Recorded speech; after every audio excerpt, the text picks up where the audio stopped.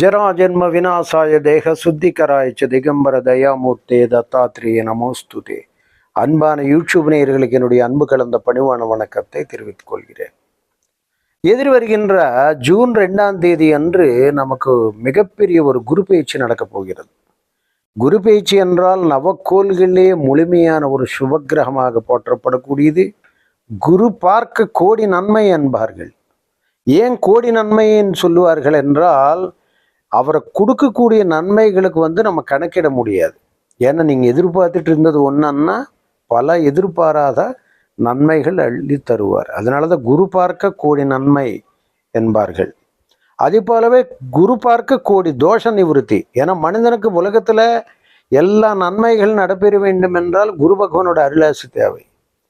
எல்லா விதமான சுகங்கள் கிடைக்க வேண்டும் என்றால், எல்லா விதமான அதிருஷ்டத்தை அவன் தர வேண்டும், நல்லது நடக்க வேண்டும் என்றால் குரு பகவானுடைய துணை என்பது அவசியமாகின்றது. ஆக குரு பயிற்சிக்காக எல்லோரும் காத்துக்கிட்டே இருப்பாங்க. இந்த வருஷமாவது நமக்கு இல்லத்தில் கல்யாணம் நடக்காதா, இந்த வருஷம் நமக்கு ஒரு வேலை கிடைக்காதா, இந்த வருஷம் நமக்கு குழந்தை பாக்கியம் கிடைக்காதா, இந்த வருஷம் நம்மளுடைய கடன்களை யாவும் கட்டிவிட்டு நாம் ஒரு வீடு கட்ட மாட்டோமா, இப்படி ஒரு சுப நிகழ்ச்சிகள் தொடர்ச்சியாக கொடுக்கறதுல குருபகவானுக்கு ஒரு மகத்தான பங்குண்டு. ஆக குரு பயிற்சி மட்டும் இல்லாமல் ஆண்டு கிரகங்களாகிய, ஏன்னா குரு பகவான் ஒவ்வொரு வருஷத்துக்கு ஒரு முறை மாறுவார்.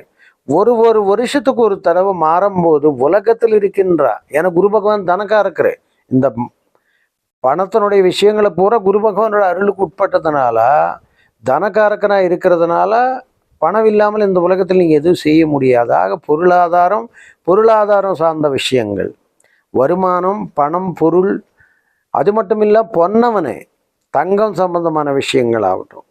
அது போலவே மங்கள நிகழ்ச்சிகள், காது குத்து முதல் கல்யாண காட்சி வரை, திருமணம், வியாழ நோக்கம் இல்லாமல் திருமணம் நடக்காது. ஆக குரு பகவான் பார்வை கோடி நன்மை தரும். அவருடைய கோடி நன்மைன்னு எதுக்கு சொல்லியிருக்காங்கன்னா, ஒரு 2 நன்மையான நம்ம ஏதோ ஒன்று எதிர்பார்க்கல, இந்த வருஷம் கல்யாணம் நடக்குமா, இந்த வருஷம் ஏதாவது வீடு கட்டுவோமனி. கோடி நன்மைகள் என்று சொன்னால் அந்த எதிர்பாராத நன்மைகள் உங்களால் கணிக்கவே முடியாது. அதனால தான் குரு பார்க்க கோடி நன்மை என்பார்கள்.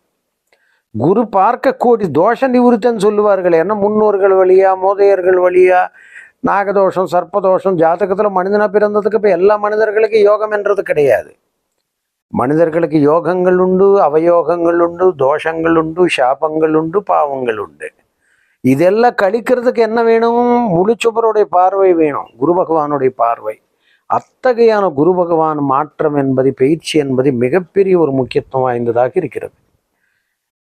குரு பகவான் தனக்காரக்கிற, பணத்தை மட்டுமே அவர் தரதில்லை, புத்திரக்காரக்கிற. உலகத்துல கல்யாண காட்சிகள், குடும்பம், வாழ்க்கை, ஆக்சுவலி உண்மையை சொல்றோம்னா குழந்தை பிறக்கிறதுலேருந்து வாழ்க்கை என்பது தொடங்குவதில்லை. திருமணம் என்னதுலேருந்து குழந்தை பாக்கியம் என்பதை ஏற்படுகிறது. ஆக திருமணம் என்ற ஒரு சுப நிகழ்ச்சி நடக்கிறதுக்கு குரு பகவானுடைய அருள் என்பது அவசியம் தேவைப்படுகின்றது. ஆக திருமணம் என்பது முடிந்ததுக்கு பிறகு, இரு மனங்கள் ஒன்றுபட்டதுக்கு பிறகு அவங்களுக்கு இல்வாழ்க்கை என்பது அமைகிறது. அந்த இல்வாழ்க்கைக்கு அப்புறம் அவங்களை குழந்தை பாக்கியம் என்பது, அடுத்த தலைமுறைகள் என்பது இப்படி தொடர்ந்து நீடிக்கிறதுக்கு உண்டாகின ஒரு அற்புதமான அம்சம் என்பது குரு பகவான் அருளால், வியாழ நோக்கத்தால் மட்டும்தான் நடக்கிறது. பொதுவாக குரு பகவான் குடும்பஸ்தானமாகிய 2ஆம் இடத்தான சஞ்சார காலத்தில் புத்திர பூர்வ புண்ணியமாகிற 5ஆம் பாவத்துக்கு, களத்திர பாவமாகிய 7ஆம் பாவத்துக்கு, பாக்கியஸ்தானம் 9வது பாவத்துக்கு, லாபஸ்தானமாகிய 11வது இடத்துக்கு வரும்போது, ராசிகளுக்கு குடும்பஸ்தானத்தில் 2ஆம் இடத்துல வரும்போது, இந்த மாதிரி விஷயங்கள் நடக்கும்போது திருமணம் என்பது நடக்கும்.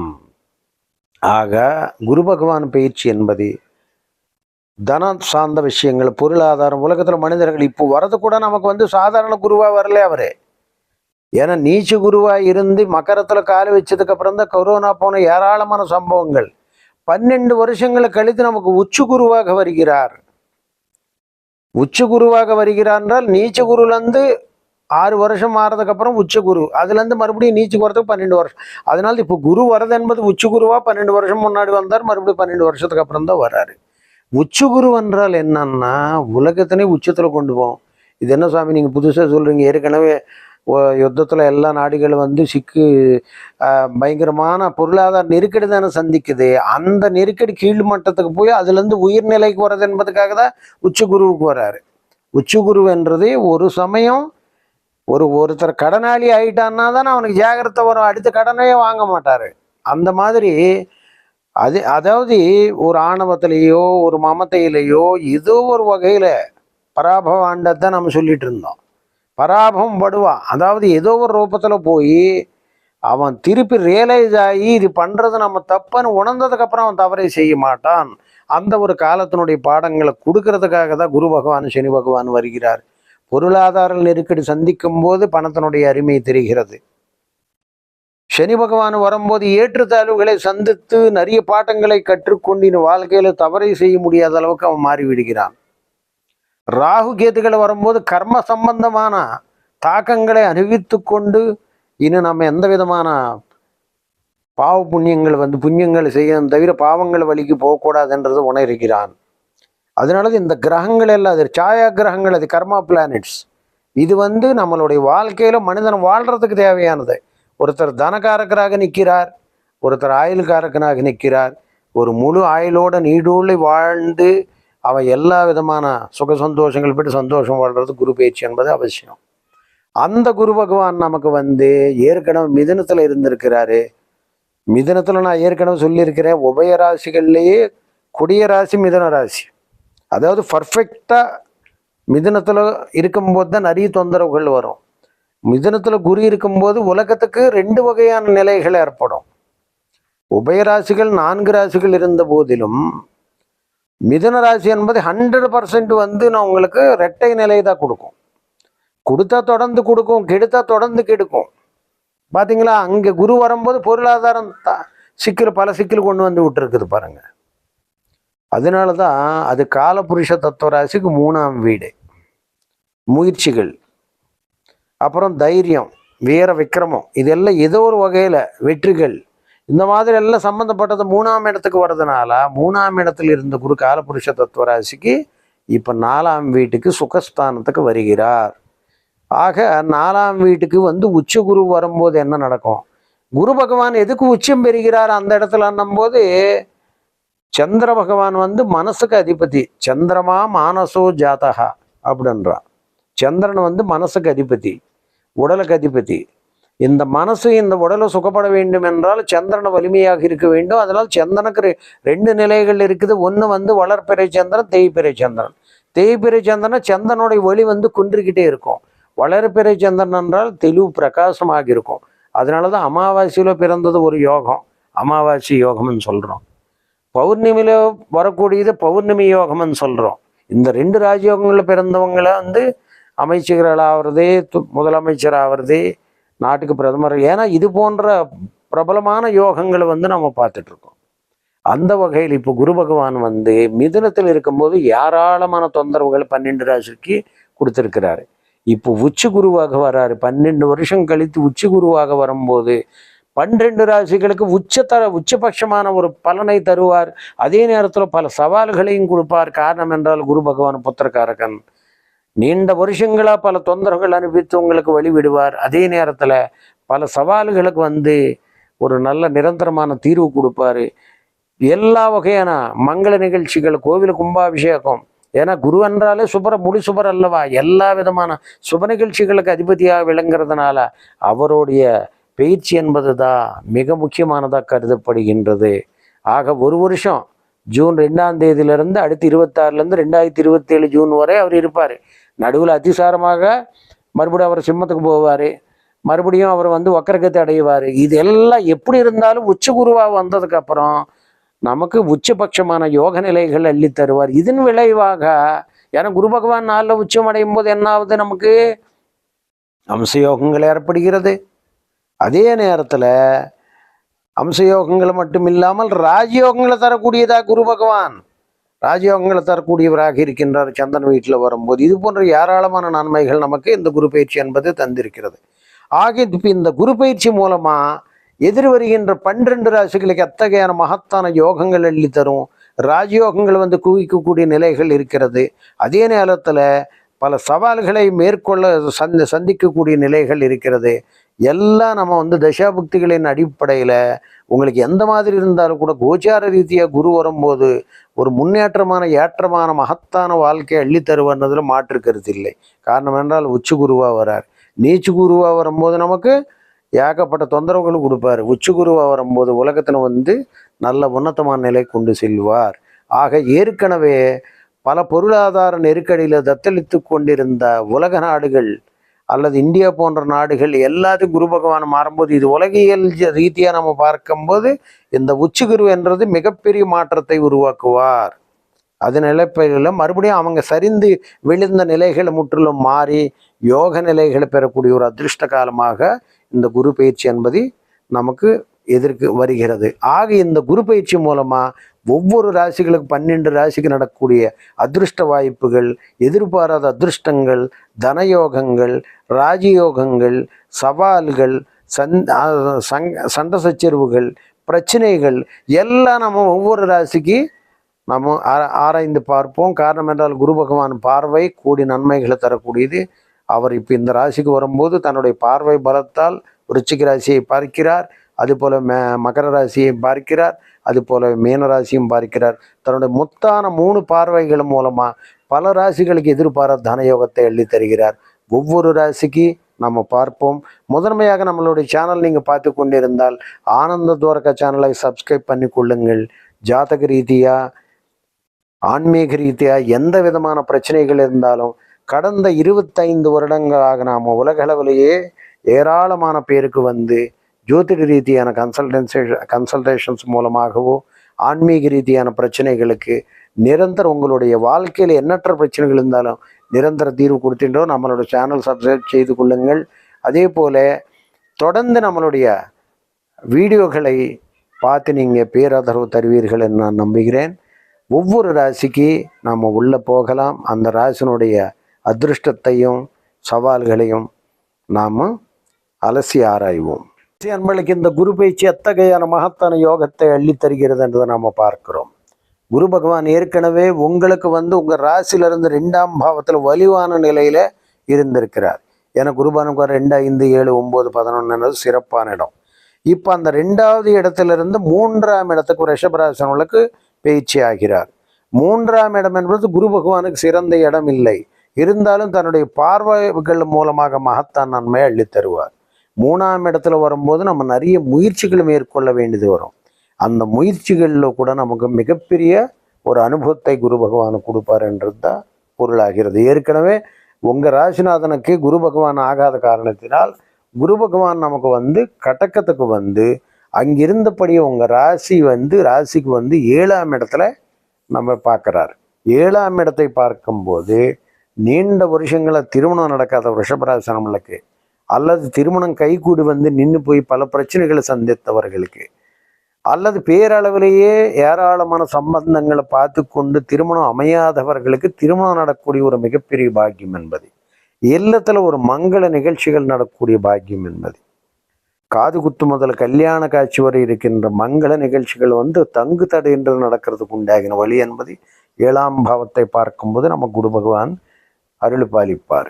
அதே நேரத்தில் கூட்டு சம்பந்தமான தொழில் பல பிரச்சனைகள் ஏற்கனவே கொடுத்துருக்கோம். இப்போ நமக்கு 7ஆம் பாவத்தை பார்க்கும்போது பிரச்சனை கொடுக்கக்கூடிய பார்ட்னர்ஸ் விலகி போய் தொழிலில் நல்ல புதிய முதலீடு போட்டு நமக்கு தொழிலில் இன்னும் மேலும் வலு சேர்க்கும் வகையில் நல்ல பார்ட்னர்ஸ் வந்து குவிவார்கள். அதை ரிஷபராசி நம்மளுக்கு 7ஆம் இடத்துல நமக்கு குரு பார்வை பதிவதனால கூட்டு தொழிலில் கூட்டு ஒப்பந்தங்களில் பயங்கரமான அதிர்ஷ்டம் வரும். வெளிநாடு அல்லது வெளி மாநிலங்களை தொடர்புடைய தொழில் உள்ளவங்களுக்கு எதிர்பாராத தனயோகம் என்பது உறுதியாக கிடைக்கும். அதே போல திருமணத்தில் பல கசப்புகளை சந்தித்து கோர்ட்டு வழக்குகளுக்கு போன விஷயங்களில் உள்ளவர்களுக்கு அந்த வழக்குகளில் வெற்றி பெற்று மீண்டும் அவங்களுக்கு வந்து விவாகரத்துக்கு அடித்து திருமணங்களை பண்ணக்கூடிய நிலைகள் என்பது ஏற்படும். இருதாரத்தில் அதாவது முதல் தாரத்தில் பிரச்சனைகள் இருந்து மறுதாரத்துக்காக முயற்சித்தவர்களுக்கு கல்யாண காட்சிகள் எளிதாக நடக்கும். அத்தகைய ஒரு மகத்தான அதிர்ஷ்டத்தை 7ஆம் பாவத்தை குரு பகவானுக்கு பார்க்கும்போது நமக்கு தருவார். அது மட்டும் இல்லாமல் குரு பகவான் 9வது இடத்தை பார்க்கிறார், பாக்கியஸ்தானத்தை பார்க்கிறார். ஏன்னா ரிஷபராசனங்களை பொறுத்தவரை பாக்கியஸ்தானம் என்பது ரொம்ப முக்கியம். ஏன்னா 9வது இடத்தை பார்க்கும்போது நீண்ட வருஷங்களை நமக்கு வந்து தந்தை சொத்து அனுபவிக்க முடியல, பாட்டன் சொத்து அனுபவிக்க முடியல, பல வருஷங்களை கோர்ட்டு கேஸுகளாகி நமக்கு வந்து பயன் இல்லாமல் இருக்கிறது. கஷ்டங்கள் இருக்கும்போது தான் நமக்கு பிரயோஜனப்பட வேண்டிய சொத்துக்கள் வந்து இன்னைக்கு பல சோதனைகள் உங்களை மூழ்கி வேதனைப்படுத்திருக்கும். அந்த காலகட்டங்களை மாறி அந்த பூர்வீக சொத்துக்களை அனுபவிக்கக்கூடிய ஒரு நல்ல நேரம் வந்து விட்டதுன்றது பொருள் 9வது இடத்து. அதே போலே தந்தை மூலமாக பயங்கரமான கவலைகள், தந்தை வகையில் உங்களுக்கு கசப்பான அனுபவங்கள் இருந்த பட்சத்தில் அந்த கவலைகள் முற்றிலும் மறைந்து விட்டு தந்தை வழியாக உங்களுக்கு சுமூகமான உறவுகள். ஏன்னா சில சமயத்தில் தந்தைக்கு மகனுக்கு ஆகாது, அது ஜாதகத்துல நம்ம பார்த்துட்டு இருக்கோம். சனி பகவான் சூரிய பகவான் சேர்ந்த தகப்பனாருக்கு மகனுக்கு ஆகாது. இது போன்ற நிலைகள் நிறைய இருக்கு. அதெல்லாம் கூட இந்த குரு பார்வை படும்போது நமக்கு அது குடும்பத்தோட ஒற்றுமை மேலோங்கும் ஒரு நல்ல நிலைகள் என்பது ஏற்படும். 9வது வீடு வந்து அதிர்ஷ்டத்தை குறிக்கின்றது. அந்த இடத்துல குரு பார்வை பார்க்கும்போது இந்த மாதிரி பூர்வீக சம்பந்தமான சொத்துக்கள் மூலமாக தனலாகும். இல்லை அது ஏதோ ஒரு நல்ல விலைக்கு விற்பனையாகி உங்களுக்கு பங்கு வரக்கூடிய நிலை, அல்லது மூதையர்கள் சொத்துக்கள்லேருந்து எதிர்பாராத அதிர்ஷ்டமாக ஒரு பணம் தொகை வருது என்பது, வெளிநாடுகள் நீண்ட பிரயாணங்கள் தூரதேசங்கள் செல்வது என்பது, இது போன்ற நல்ல நிலைகள் வந்து பாக்கியத்தை பார்க்கும்போது குரு பகவான் பண்ணுவார். அது மட்டும் இல்லாமல் 16வது இடத்தையும் பார்க்கிறார். 11ஆம் இடம் பார்க்கும்போது சனி பகவான் அங்கே தான் இருக்கிறார். உங்களுக்கு யோகக்காரக்கன் சனி பகவான். இப்போதைக்கு யோகம் செய்யலாம்னு நினைச்சாலும் தனித்த சனி யோகம் தர முடியாத நிலை என்பதை ஏற்பட்டிருந்திருக்கலாம். ஏன்னா பல கிரகங்களுடைய கூட்டு சேர்க்கையில் அவங்க யோகம் தர முடியாத நிலை. ஆனால் குரு பார்வையில் சனி பகவான் விழும்போது நமக்கு நிச்சயமாக வந்து அவருடைய கொடுக்கக்கூடிய அளவற்ற பலனுக்கு வந்து தங்கு தடையே இருக்காது. எது கொடுத்தாலும் இனிஷியல் ஸ்ட்ரகிள்ஸ் இருக்கும், லேட்டர் வந்து நம்ம கன்சிஸ்டண்ட்டான ஒரு சக்ஸஸ் கொடுக்கும். அந்த மாதிரி ஒரு நிலை என்பது ஏற்படும். எல்லாத்தையும் விட 11வது இடம் மொத்த சகோதரிகளை, அது மட்டும் இல்லாமல் மனிதன் பிறந்ததுலேருந்து ஆசைப்படக்கூடிய தன்னுடைய ஆசைகள் நிறைவேற்றக்கூடிய இடம் 11வது இடம். 11ஆம் இடம் நல்லா இருந்தால் சின்ன வயசுலேருந்து நினச்சது எல்லாம் நடக்கும். 11ஆம் இடம் உபயராசிகளை மாற்றிருந்தால் பாதி நடக்கும், பாதி நடக்காது. இந்த மாதிரி பல பிரச்சனைகள் இருக்கும். அந்த வகையில் உங்களுக்கு 11ஆம் இடத்தை வந்து குரு பகவான் பார்க்கும்போது நீண்ட காலங்களாக உங்களுடைய மனதில் இருந்த பிரச்சனைகளுக்கு ஒரு நிரந்தர தீர்வு, உங்களுடைய சின்ன சின்ன ஆசைகள் எல்லாம் நிறைவேறும், உங்களுடைய விருப்பங்கள் நிறைவேற்றக்கூடிய ஒரு நல்ல நிலை என்பதை மூத்த சகோதரர்கள் வர்க்கத்தினால உங்களுக்கு ஒரு எதிர்பாராத அதிர்ஷ்டம் என்பது ஏற்படும். ஆக மொத்தான தன்னுடைய 3 பார்வைகள் மூலமாக குரு பகவான் உங்களுக்கு வலிமை சேர்க்கிறார். 3ஆம் இடத்தை பொறுத்தவரை முயற்சிகளை பலிக்கலை என்றாலும் 7ஆம் இடத்து மூலமாக உங்களுக்கு வந்து கூட்டு தொழிலில் எதிர்பாராத அதிர்ஷ்டத்தை அள்ளி தருகிறார். அதன் மூலமாக உங்களுக்கு தொழிலை பெருக்கி வருமானத்தை பெருக்கி எதிர்பாராத தனயோகத்தை அள்ளி தருகிறார், பாக்கியத்தை கொடுக்கிறார். அந்த வகையில் உங்களுக்கு எதிர்பாராத தனலாபங்களே அள்ளி தருகிறார். அந்த வகையில் ஒரு ரிஷபராசியில் பிறந்தவங்களுக்கு எதிர்பாராத அதிர்ஷ்டம் என்னது உறுதியாக சொல்லலாம். அது போலவே கிருத்திகை 2, 3, 4 பாதங்களை பிறந்தவர்களுக்கு சூரிய பகவான் உங்களுக்கு 4ஆம் இடத்துக்கு அதிபதியாக வர்றதுனால எல்லா எதிர்பாராத தன அதிர்ஷ்டங்கள் என்பது தேவைப்படும். அரசாங்க உத்தியோகத்துக்கு முயற்சித்தவர்களுக்கு அரசாங்க வேலை கிடைக்கும். நீண்ட வருஷங்களை கவர்மெண்ட்லேருந்து வராதிருந்த நிலுவைத் தொகைகள் வந்து தேடி வரக்கூடிய நிலை. அரசாங்க உத்தியோகம் என்பது ஐஏஎஸ் ஐபிஎஸ் போன்ற எக்ஸாம்ஸில் அல்லது டிஎன்பிஎஸ்சி போன்ற எக்ஸாம்ஸில் தேர்ச்சி பெறுவது என்பது, இது போன்ற அதிர்ஷ்டங்கள் என்பது ஏற்படும். அது மட்டும் இல்லாமல் ரோஹிணியில் பிறந்தவர்களுக்கு 4ஆம் இடத்துல குரு பகவான் உச்சம் அடைகிறதுனால உங்களுடைய மனசு என்றென்று மகிழ்ச்சியாக இருக்கும். அது மட்டும் இல்லை, நீங்கள் நினைச்ச எண்ணங்களை வந்து ஈடேறும் வகையில் சூழ்நிலைகள் என்பது அமையும். அக்கம் பக்கத்தினர் சொந்த பந்தத்தில் உள்ளவங்களுக்கு மனக்கசப்புகளால் உங்களை விட்டு விலகினவர்கள் எல்லாம் தேடி வருவார்கள். அது போலவே உங்களுடைய ப்ரமோஷன்ஸு, அந்த ப்ரமோஷன்ஸ் மூலமாக நீங்கள் விரும்பிய இடம் செல்வது என்பது, அல்லது சிலர் சொந்த ஊருக்கு வெளிநாட்டிலேருந்து வந்து சொந்த வீட்டிலே செட்டில் ஆகிறது என்பது போன்ற நிலைகள் என்பது ஏற்படும். அது போலவே நமக்கு வந்து மிருகசீரிஷம் 1, 2 பாதங்களில் பிறந்தவர்களுக்கு எதிர்பாராத 1ஆம் பாதத்தில் பிறந்து எதிர்பாராத அதிர்ஷ்டத்தை அள்ளித்தரும். ஏன்னா செவ்வாய் நட்சத்திரமாக இருக்கிறதுனால உங்களுக்கு வந்து 7, 12 கூடைவனாக வர்றதுனால உங்களுக்கு வந்து எதிர்பாராத தொழில பயங்கரமான முன்னேற்றம் என்பது, உத்தியோக உயர்வு என்பது, பதவி யோகம் என்பது. ஏன்னா செவ்வாய் அதிகாரத்துக்குரிய கிரகம் அல்லவா, அதனால எதிர்பாராது. அதுபோல் வெளிநாட்டுக்கு போய் அங்கே வந்து ஒரு பெரிய தொழில் அதிபர் ஆகிறது என்பது, இது போன்ற எதிர்பாராத அதிர்ஷ்டங்கள் வந்து மிருகசீரிஷம் பிறந்த நட்சத்திரத்தில் பிறந்தவர்களுக்கு எதிர்பாராத அதிர்ஷ்டம் கிடைக்கும். ஆக முதல்ல ரிஷபராசன்களை பொறுத்தவரை இந்த குரு பயிற்சி என்பது இருக்கின்ற இடம் வலுவாக இல்லாவிட்டாலும் தன்னுடைய பார்வை பலத்தால் மகத்தான் நன்மைகள் அள்ளித்தருகிறார். அவர் பார்க்கின்ற இடங்கள் எல்லாம் உங்களுக்கு சுபிக்ஷத்தை அள்ளித் தருகின்றது. அந்த வகையில் எதிர்பாராத தனயோகம் நிச்சயமாக ரிஷபராசன்களை பெறப்போகிறார்கள். சர்வேஜனா சுகினோ பவன், சுகி பவன்.